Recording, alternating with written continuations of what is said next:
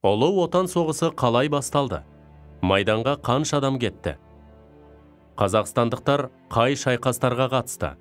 Ұлы отан соғысына қатысқан қазақтың батыр ұл қыздары жайлы не білесің? Қанша қазақстандық партизан қозғалысына қатысты? Рейхстагқа жеңіс туын тіккен кім? Қазақстандықтар қандай медальдармен марапатталды?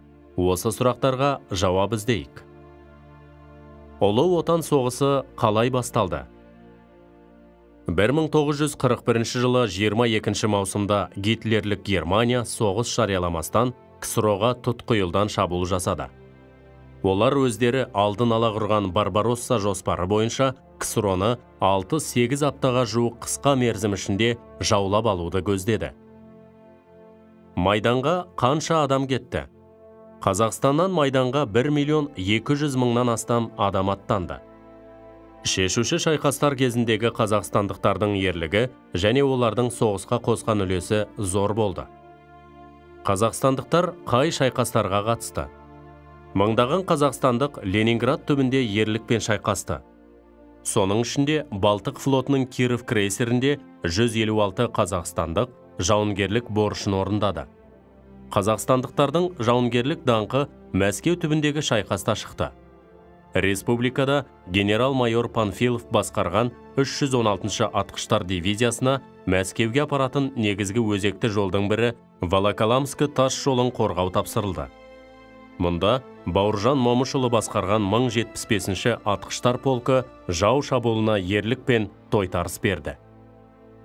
Екінші дүниежүзілік соғыс басталғанда қолбасшы Бауыржан Момышұлы 316-шы атқыштар дивизиясының кейінірек Панфилов атындағы 8-ші гвардиялық дивизия жасақталуына белсене атсалысып, осы бөлім құрамында батальон, полк командирі, кейін дивизия командирі ретінде Мәскеу түбінде Калинин майданында ерлігі мен даңқы шығады. Батыр Бауыржан соғыстан кейінде 10 жылдай әскери қызметте болып, Ворошилов атындағы академияны, Кеңес армиясы бас штабының жанындағы жоғары әскери академияны аяқтап, осы әскери оқу орындарында сабақ беріп, ұстаздық етті. Бауыржан Момышұлы 1982 жылы 10 маусымда дүниеден өтті. 1990 жылы Бауыржан Момышұлына Кеңес одағының батыры атағы берілді. Мәскеу түбінде ерлік көрсеткен Төлеген Тоқтаров пен автоматшылар тобын басқарған Мәлік Ғабдуллинге Кеңес одағының батыры атағы берілді. Кеңес одағының батыры атағы 2 мәрте берілген қазақ батыры Талғат Бегелдинов соғыс жылдары 300-ден астам жауынгерлік тапсырмамен барлауға шығып, дұшпан бекіністеріне, аэродромдарына, 6 теміржол тораптары мен өткелдеріне шабуыл жасады. 1942 жылы 22 желтоқсанда Сталинградты қорғағаны үшін медалі тағайындалып, 112 адамға Кеңес одағының батыры атағы берілді. Оның 4-еуі қазақстандық батырлар: ұшқыш Нұркен Әбдіров, полк командирі Тимофей Позолотин, взвод командирі Гаяз Рамаев және минометші Қарсыбай Спатаев болатын. Сондай-ақ Днепр шайқасында ерекше ерлік көрсеткен 18 жастағы ең жас батыр Жәнібек Елеусізов пен Украина майданында сапер минаны кеудесіне қысып, танкінің табанына құлап, өзін құрбан еткен Абдолла Үсенов есімдері мәңгі халық есінде. Ұлы отан соғысына қатысқан қазақтың батыр қыздары жайлы не білесің?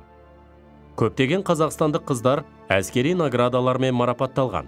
Ал шығыстың қос шынары атанған пулеметші Мәншүк Мәметова мен Мерген Әлия Молдағұлова Кеңес одағының батыры атағына ие болды. Атақты ұшқыш Хиуаз Доспановаға тәуелсіздік жылдары елбасы жарлығымен Қазақстанның халық қаһарманы атағы берілді. Қанша қазақстандық партизан қозғалысына қатысты? Соғыс жылдары партизан қозғалысына қатысқан қазақстандықтардың саны 3,5 мыңға жетті. 1942 жылы Қасым Қайсенов Чапаев атындағы партизан отрядтарының командирі болып, Украина аймағында жаумен шайқаста үлкен ерлік көрсетті. Қасым Қайсеновпен қатар Украина аумағында Қарағанды облысынан Сагаев, Талдықорған облысынан Шленский, Қызылордадан Байдәулетов, Шымкент облысынан Омаров, Алматылық Егоров және тағы басқа әртүрлі партизан құрылымдары қатарында шайқасты. Рейхстагқа жеңіс туын кім тікті?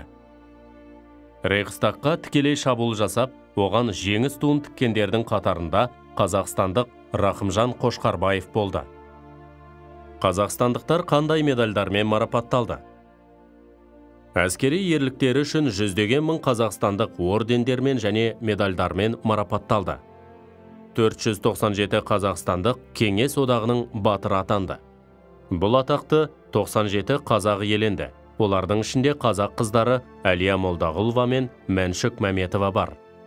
4 қазақстандық ұшқыш Талғат Бегелдинов, Леонид Беда, Иван Павлов, Сергей Луганский Кеңес одағының батыры атағына 2 рет ие болды. 1990 жылы 11 желтоқсанда көрнекті қолбасшы Бауыржан Момышұлына да осы құрметті атақ берілді. Даңқ орденінің толық иегері атағына 110 қазақстандық ие болды.